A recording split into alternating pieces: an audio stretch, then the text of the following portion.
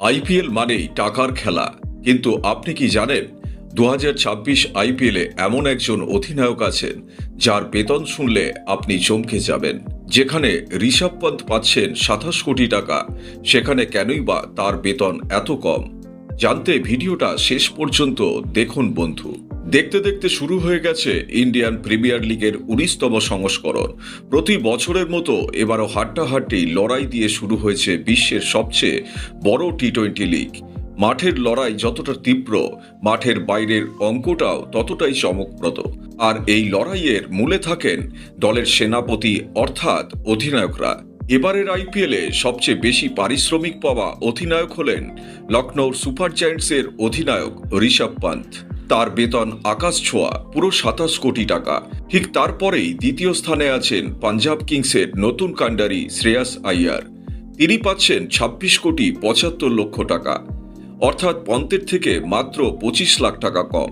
তালিকায় 3 নম্বরে আছেন গতবারের সফল অধিনায়ক প্যাট কামিন্স এবং সিএসকের ঋতুরাজ গাইকোয়াড়। তারা দুজনেই পাচ্ছেন 18 কোটি টাকা করে। এরপর 16 কোটি 50 লক্ষ টাকা নিয়ে চতুর্থ স্থানে যুগ্মভাবে আছেন অক্ষর প্যাটেল এবং শুভমান গিল। মুম্বাই ইন্ডিয়ান্স মানেই বড় বাজেট, কিন্তু অবাক করার মতো বিষয় হলো হার্দিক পান্ডিয়া এই তালিকায় রয়েছেন 5 নম্বরে।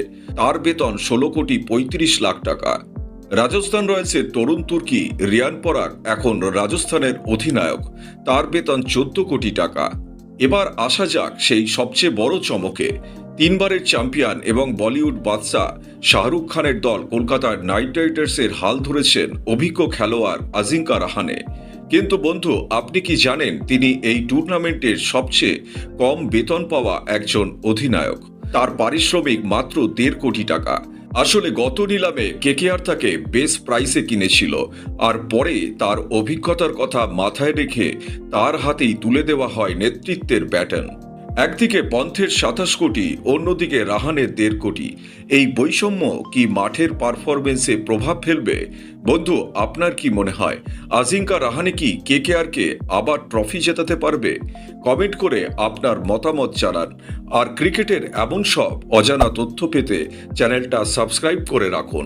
আবার দেখা হচ্ছে পরের ভিডিওতে। জয় হিন্দ, জয় ভারত।